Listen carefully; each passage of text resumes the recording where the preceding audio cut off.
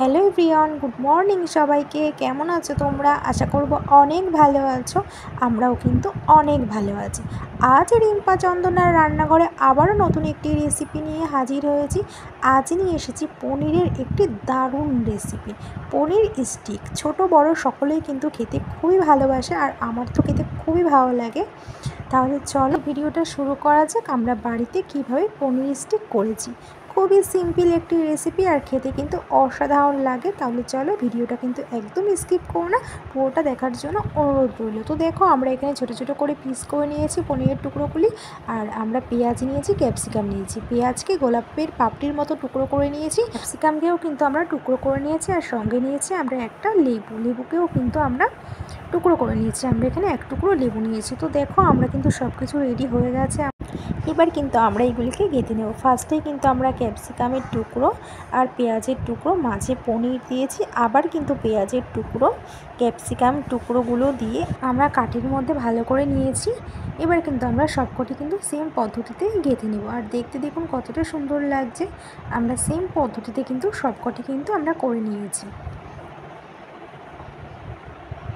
এবার কিন্তু অন্যদিকে একটি পাত্রে 4 থেকে 5 চামচ বেসন নেব। আপনারা কিন্তু কর্নফ্লাওয়ার মিশিয়েও বানাতে পারেন, কিন্তু আমরা কিন্তু বেসন দিয়েই করেছি। এবার কিন্তু আমরা স্বাদ মতন লবণ নেব, আর নেব হাফ চামচ হলুদ গুঁড়ো, হাফ চামচ ঝাল লঙ্কার গুঁড়ো, আর স্বাদের জন্য আমরা সামান্য চিনি নেব। আর আমরা দেব কিন্তু এর মধ্যে 1 চামচ আদা, কাঁচা লঙ্কা, রসুনের কিন্তু সুন্দর একটি পেস্ট করেছি, সেটাই দিয়ে কিন্তু ভালো করে আমরা ঘন একটি ব্যাটার তৈরি করে নেব। আর দেব লেবুর রস, আর অল্প অল্প জল দিয়ে কিন্তু সুন্দর একটি আমরা ব্যাটার তৈরি করে নেব।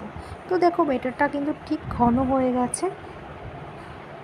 এবার কিন্তু পনির স্টিকগুলিকে আমরা ব্যাটারের মধ্যে ভালো করে একটু চুবিয়ে নেব। তো দেখো, আমরা কিন্তু বেশ খানিকটা ব্যাটারের মধ্যে পনির স্টিকগুলিকে এক এক করে চুবিয়ে নিয়েছি, আর কড়াইতেও দিয়ে দিয়েছিলাম বেশ খানিকটা সাদা তেল। তেলটাও এদিকে গরম হয়ে গেছে। এবার কিন্তু আমরা পনির স্টিকগুলিকে কিন্তু আমরা ভালো করে কড়াইতে দিয়ে দেব। তো দেখো, এক এক করে কিন্তু আমরা কড়াইতে দিয়ে দিচ্ছি পনির স্টিকগুলি।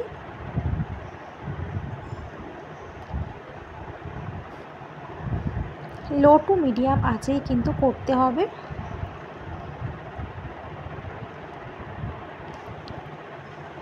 তো আমরা এক এক করে কিন্তু আমরা পনির স্টিকগুলিকে কিন্তু তেলের মধ্যে ছেড়ে দিচ্ছি।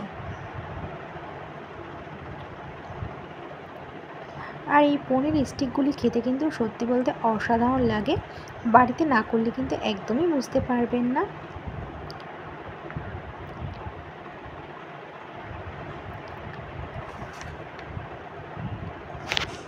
তো দেখো, আমরা এক এক করে কিন্তু পনির স্টিকগুলিকে কড়াইতে দিয়ে দিয়েছি, আর হতে একটু টাইম লাগে। তো এরকম করে কিন্তু আমরা সবকটি পনির স্টিক কড়াইতে দিয়ে দিয়েছি। তো আমরা বেশ লাল লাল করেই কিন্তু আমরা ভেজে নেব। আমাদের কিন্তু এক পিঠ ভাজা হয়ে গেছে। এবার কিন্তু পনির স্টিকগুলিকে আমরা উল্টে দিচ্ছি একটি চামচের সাহায্যে। তো আমাদের এক পিঠ ভাজা হয়ে গেছে। এবার পনির স্টিকগুলিকে আমরা উল্টে দিয়েছি আর এক পিঠ হওয়ার জন্য। বেশ লাল লাল করেই কিন্তু আমরা ভেজে নেব।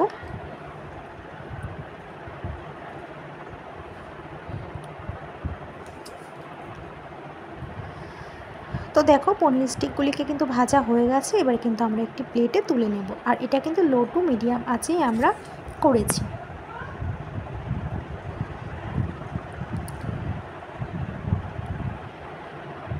দেখতেও কিন্তু অনেক সুন্দর হয়েছে, আর খেতেও কিন্তু অসাধারণ লাগবে।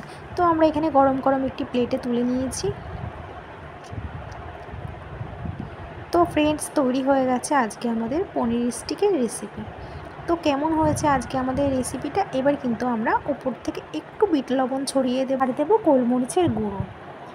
এবার কিন্তু চায়ের সঙ্গে এই পনির স্টিকগুলো সন্ধ্যেতে কিন্তু জাস্ট জমে যাবে। তো ফ্রেন্ডস, কেমন হয়েছে আজকে আমাদের রেসিপিটা?